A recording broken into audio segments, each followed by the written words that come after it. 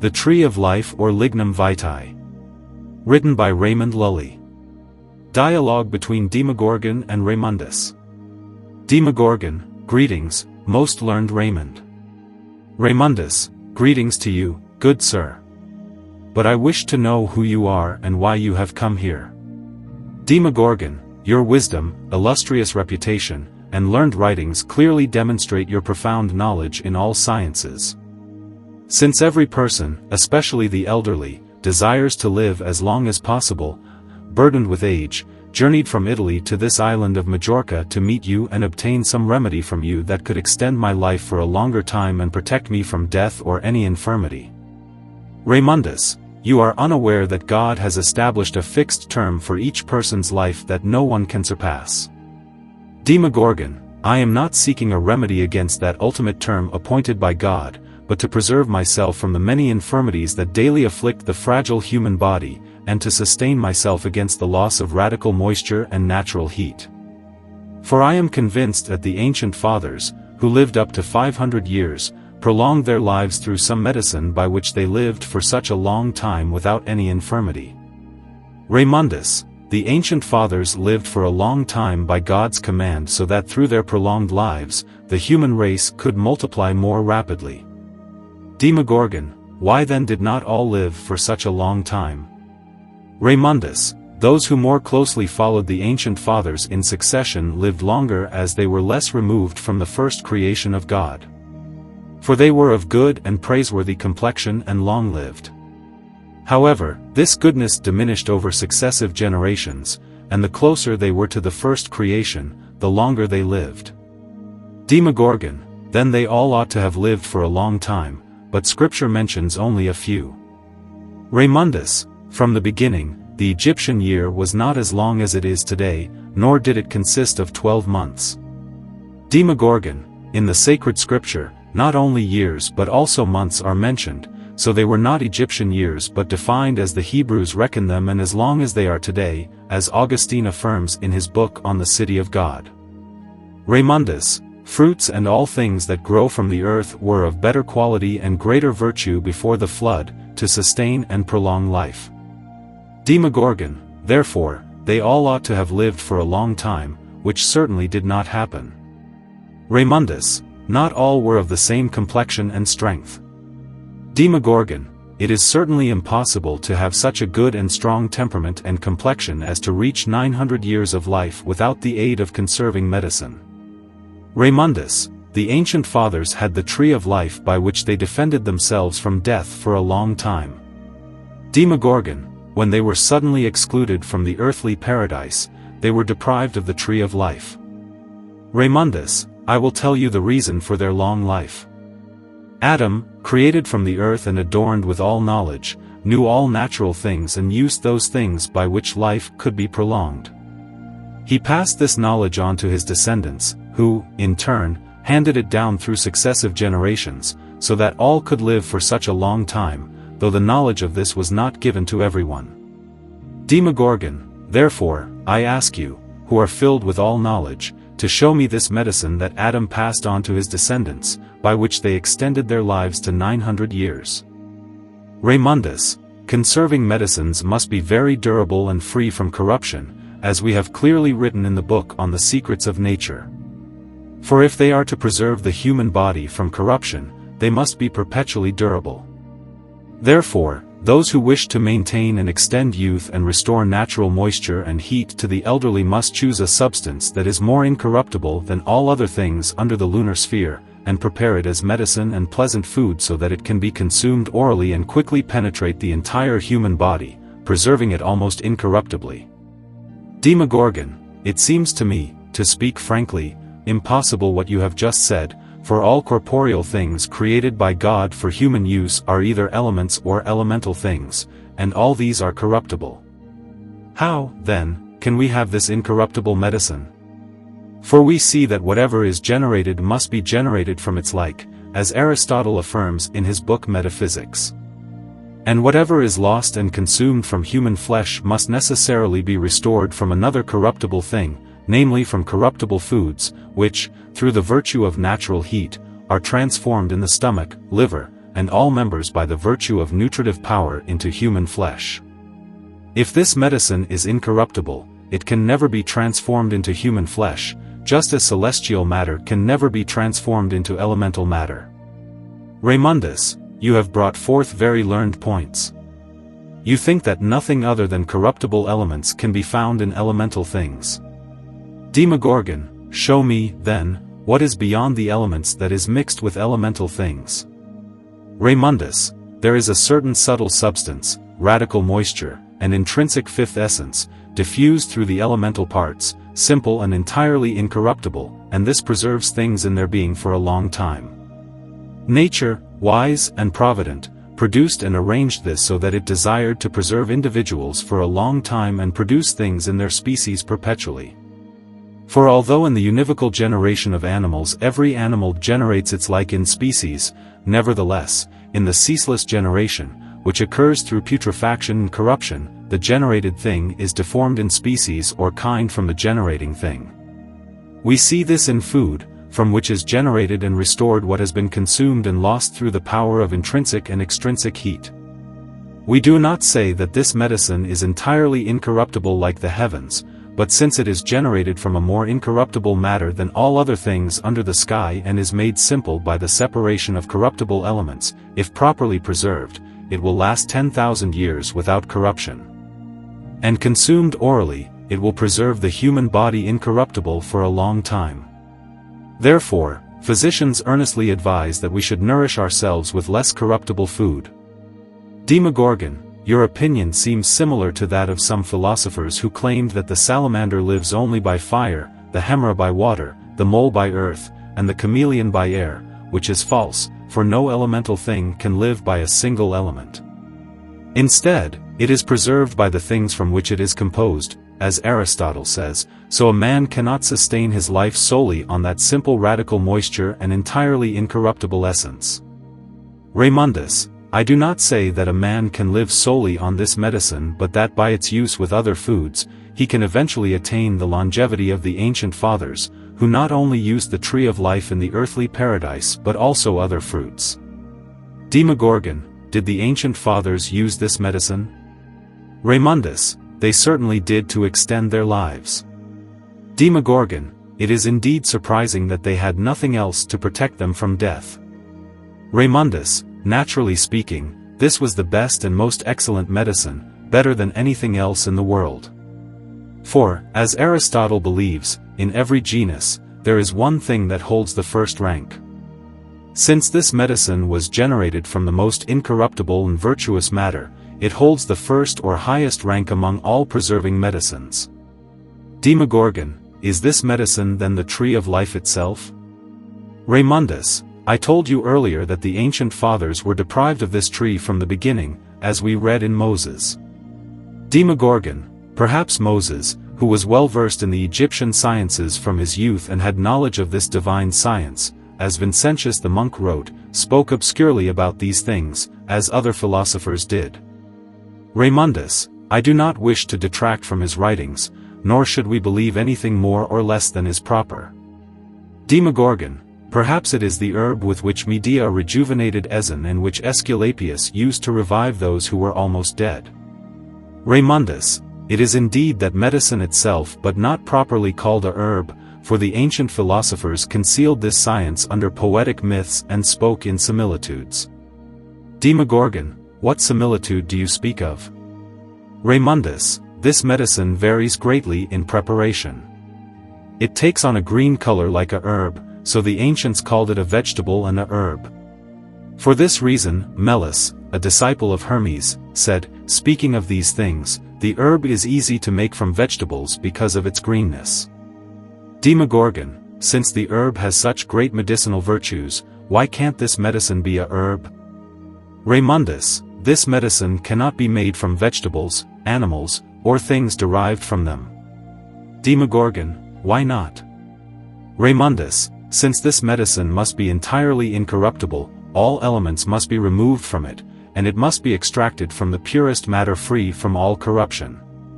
Demogorgon, yet you said in your book on the secrets of nature that it should be extracted from red wine. John of Rupacissa affirms the same, while others believe it should be taken from chelidonium, and others from human blood. Raymondus, you are greatly mistaken if you think philosophers' writings should be understood in their literal sense, especially in this science. The clearer and more open they seem, the more obscure they are. They spoke in similitudes and enigmas. Demogorgon, in this matter, what similitude did they use? Raymondus, the elder philosopher, said this medicine changes and varies from color to color and from taste to taste according to nature, so it has many names. He also said, if it is asked why it becomes red before it turns white, it is because it is black twice, changes to citron color twice, and then turns red twice. When it receives a red color twice, like red wine and human blood, after putrefaction and distillation, the ancients, speaking in similitudes, called it red wine, human blood, dragon's blood, and such like. Demogorgon, I always believed that animals, being more noble than all other inanimate things, were also of greater virtue in medicine. Raymondus, the excellence of animals does not consist in the proportion and mixture of elements as inanimate things do. Since this medicine must be made from a corporeal and material substance, certain minerals are more suitable for this work, for their composition is harder and stronger than that of animals. The composition of animals, as far as their bodies are concerned, is weak and easily corruptible and of little virtue. We see that animals engaged in higher and sublime things are deprived of vile and base things. Therefore, certain minerals, having no operation and lacking sensation, have greater corporeal power than animals. Demogorgon, if this medicine cannot be made from vegetables or animal substances, it must be made from middle minerals like salt, alum, ink, marcasite, antimony, sulfur, and common mercury.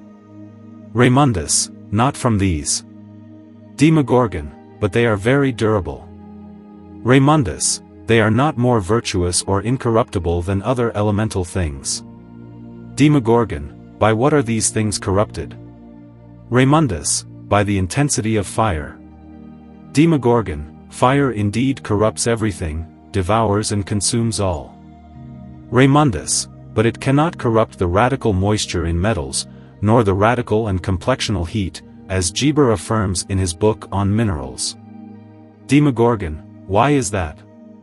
Raymondus, because of their homogeneous nature and the extremely hard and strong composition and coherence, and because of the vaporous mixture, long tempering, and sufficiency of digestion in the earth's veins. Demogorgon, do you conclude, therefore, that this medicine should be made from the radical moisture and heat of metals? Raymondus, we see metals that have lain buried in the earth for over 1,000 years in ancient Rome without any damage. Hence, you can easily understand how long their purified and distilled radical moisture can last when separated from all corruptible and gross elemental parts. Geber says in his book that distilled things become purer and can be preserved more easily from putrefaction.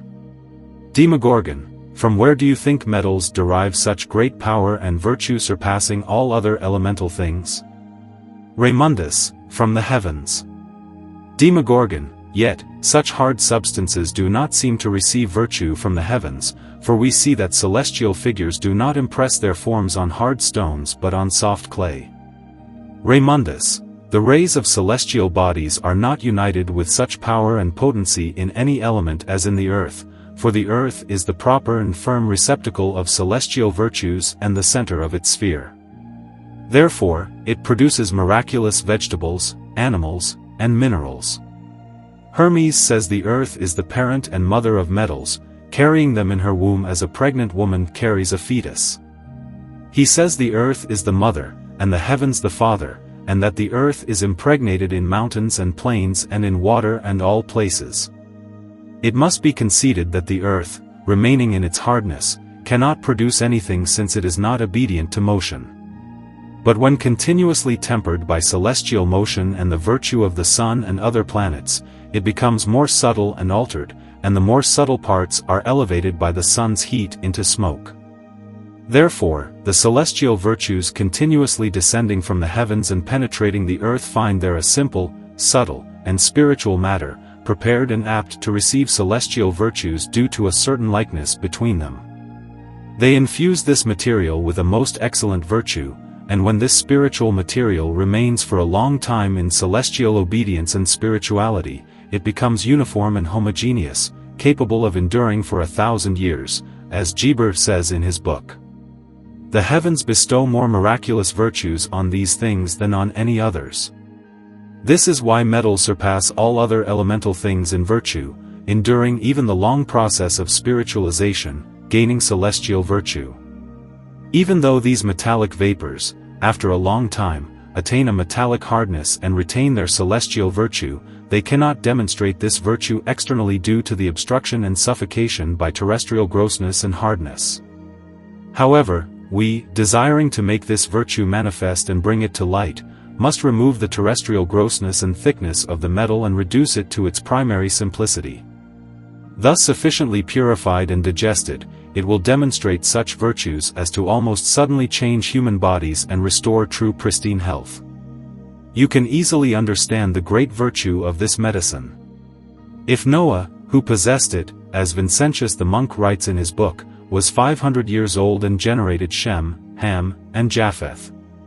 Demogorgon, this discussion has greatly delighted me, but I ask whether this medicine can be made from gems? Raymondus, why do you ask this? Demogorgon, because they are incorruptible and possess great medicinal virtue and celestial power, even surpassing metals, as Albertus affirms in his book on minerals, and Hermes, who taught that the virtues of things below depend on the stars and celestial images. They said that the virtues of these descend upon natural things with greater or lesser influence and impact.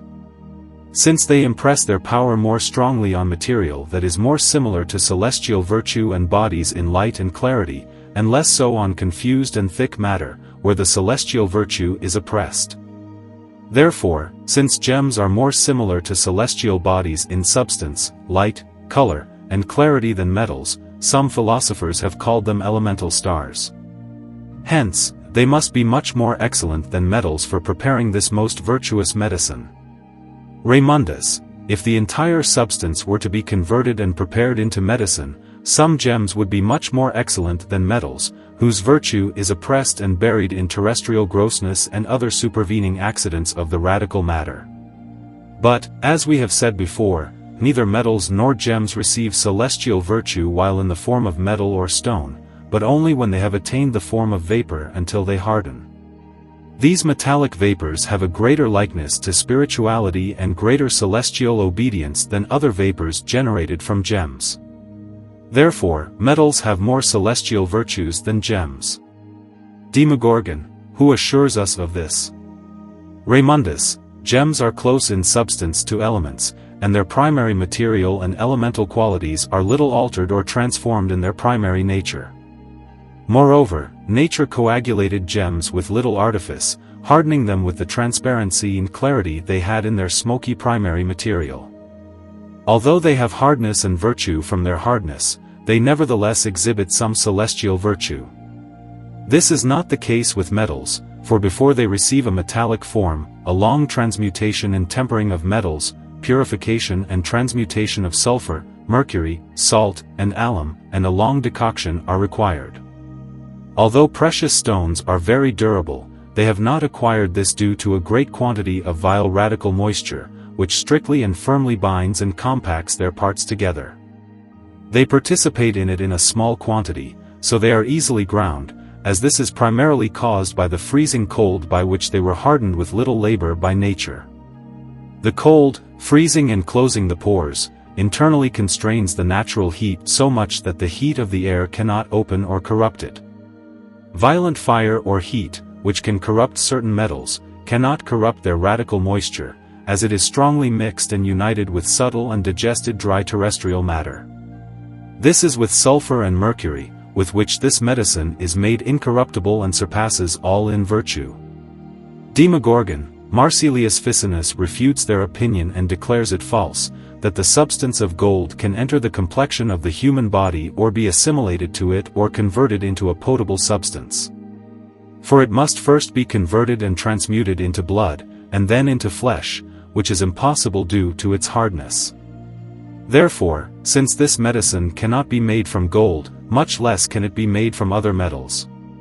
Raymondus, indeed, we concede that metals existing and remaining in metallic substance, even if highly refined by aqua vitae, cannot acquire any affinity or proximity to human flesh unless their hard form is first corrupted and reduced to their purified and digested primary matter.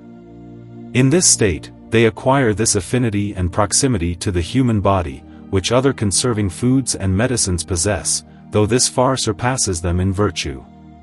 Demogorgon, from your words, I understand that the radical moisture and primary matter must be dissolved and distilled. Raymondus, you speak truly. Demogorgon, how can this medicine be made from those metallic waters, which are exceedingly foul and horrible, corrosive, and so sharp that philosophers regard them as deadly poison? Maurienus the Roman, speaking of their smell, compares it to the stench of dead bodies in tombs. We also see that waters flowing through metallic veins and heated by the sun acquire a foul odor. Therefore, this medicine will be much more horrible and abominable to human nature when the metallic substance is converted into water. Raymondus, just as fruits in the beginning of summer are harsh and sour because they have not yet had sufficient decoction and digestion and cannot mature and sweeten by continuously drawing sufficient moisture, so our medicine extracted from the earth of metals is foul and horrible before sufficient digestion and decoction. And before the vapors have ascended through decoction, it cannot sweeten. But when the vapors are coagulated and sufficiently digested, it acquires marvelous sweetness and pleasantness. Therefore, Arnoldus says in the Rosary, sweeten the bitter and you will have the whole magistery.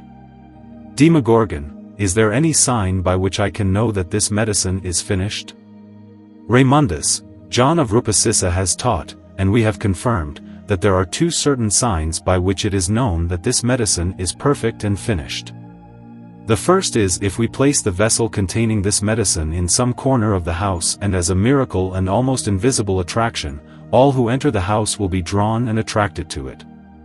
The second is if we place the said vessel on the top of a tower, its scent will attract and gather all the birds that perceive the pleasant scent. These are the most certain signs that the medicine is finished and complete.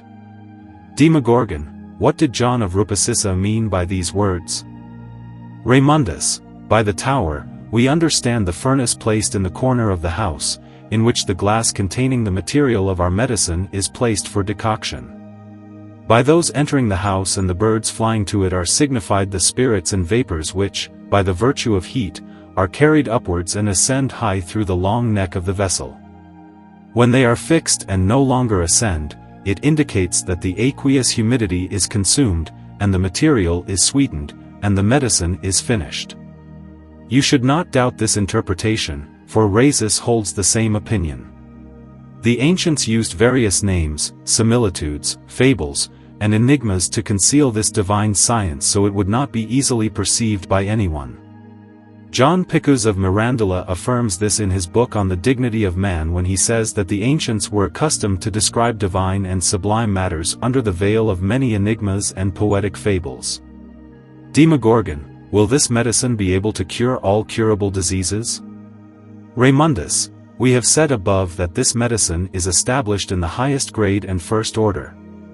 For since there are different grades of curative medicines, some extend their virtue farther in healing, while others do so less, not only in curing but also in preserving the body in many acute infirmities and keeping it from corruption. We see that a subtle and formal substance submerged in quantity and matter cannot exercise its virtues unless it is more spiritual and formal and separated from matter and removed from quantity, so it can extend its virtue and produce various effects.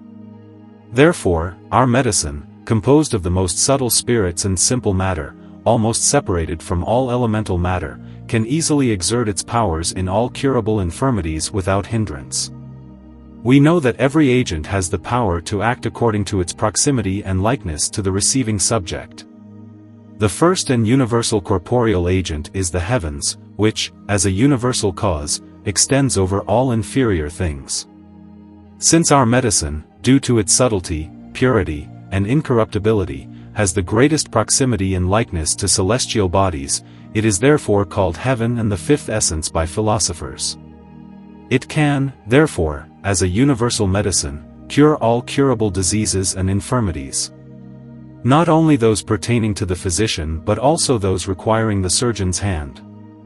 Physicians also say that the hieropicra medicine has a singular virtue for attracting humors from the head, neck, and chest, but not from other lower parts, because this medicine is generated by the virtue of certain stars which have influence over the head, neck, and feet, like the stars of Aries, Taurus, and Gemini. They also assert the same about other medicines that draw humors from the feet, thighs, and legs, as having a special virtue and influence over these lower members, like the stars of Capricorn, Aquarius, and Pisces. However, metals receiving essence, name, number, color, virtue, and property from planets, and all planets having influence and power over the whole human body, and our medicine generated from these metals, will have the power over the entire human body to cure many curable infirmities. Thermal waters have the power to heal many infirmities because they carry with them a certain metallic virtue as they flow through metallic veins. Therefore, the metallic substance converted into potable form will have greater power. Moreover, according to the opinion of ancient philosophers, each metal, according to its similarity, virtue, name, color, and property, contains the virtues of all metals. Thus, although our medicine is extracted from only one metal, it will nevertheless have the virtue of all metals and planets and the power to heal many curable infirmities throughout the human body.